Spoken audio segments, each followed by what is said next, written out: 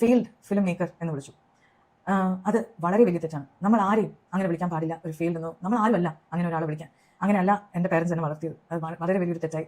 അദ്ദേഹത്തിനോട് ഞാൻ ഈ ഒരു അവസരത്തിൽ ഞാൻ മാപ്പ് ചോദിക്കുകയാണ് അങ്ങനെ വിളിച്ചതിന്. I am sorry. I don't mean to say that and I am sorry if I hurt you by saying that. അതിനുശേഷം ഞാൻ അതിനകത്ത് എഴുതിയിരുന്നു, നേരത്തെ പോസ്റ്റിൻ്റെ കാര്യം ഞാൻ പറഞ്ഞില്ല, എന്നെക്കുറിച്ച് എഴുതിയ ആ പോസ്റ്റിൽ ലാസ്റ്റിൽ എഴുതിയിരുന്നു. എൻ്റെ പോസ്റ്റിൽ ഞാൻ ക്യാൻവയിലാണ് ഞാൻ ഉണ്ടാക്കിയത്. അങ്ങനത്തെ ഒരു ആപ്പ് ഉണ്ട്.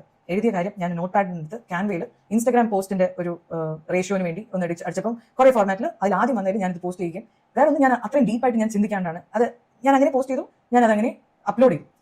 ഈ കളറിൽ ഒരു വ്യാഖ്യാനം അദ്ദേഹം എൻഡിൽ കൊടുത്തിരുന്നു. ഈ കളർ കണ്ടറിയാം എന്താണ്, ഏത് പാർട്ടീനെയാണ് കൂടെ നിൽക്കുന്നത് എന്നൊക്കെ പറഞ്ഞിട്ട് എന്നെ ഒരു പാർട്ടിയുടെ ഭാഗമാക്കി കാണിക്കുന്ന രീതിയിൽ എനിക്ക് ഒന്ന് ക്ലാരിഫൈ ചെയ്യണമെന്ന് വിചാരിച്ചിട്ടാണ്. Yes, I love saffron and I love it most in the Indian flag എന്ന് പറഞ്ഞു. ഇത് എഴുതി ഞാൻ ഡിലീറ്റ് ചെയ്തു.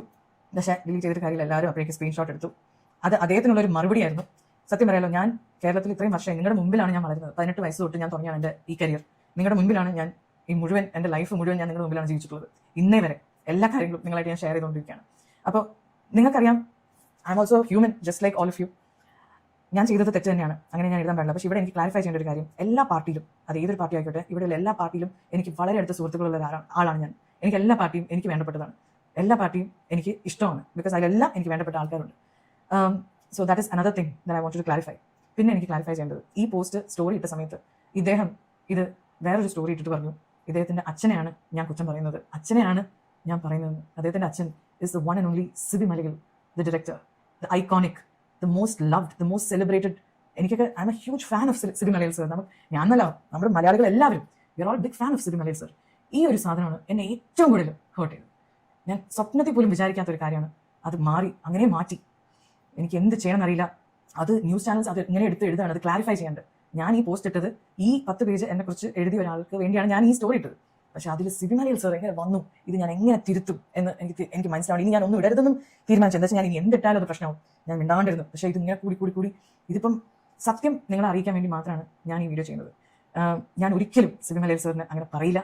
Because he's one of the best directors of Malayalam cinema. അത് നമുക്ക് എല്ലാവർക്കും അറിയാവുന്നതാണ്. I am a huge fan sir. ഇത് കാണുന്നുണ്ടെങ്കിൽ I love you and I am a huge fan of yours. And I also want to say, ഞാൻ ഈ video ഇടുമ്പോൾ നിങ്ങൾ എല്ലാവരും എന്നെ ക്രിട്ടിസൈസ് ചെയ്യുന്നത് നിർത്തണം എന്ന് ഞാൻ ഉദ്ദേശിക്കുന്നില്ല.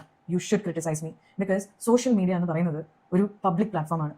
ഞാൻ ഫസ്റ്റ് ആങ്കറിങ് തുടങ്ങുന്ന സമയത്ത്, അതായത് ടേസ്റ്റ് ഓഫ് കേരള തുടങ്ങാൻ പോവാണ്, അതിൻ്റെ ഷൂട്ടിൻ്റെ അന്ന് ഇങ്ങനെ രാവിലെ 5 മണിക്ക് റെഡി ആയിട്ട് ഇങ്ങനെ സൺറൈസ് കണ്ടുകൊണ്ട് നിൽക്കുക.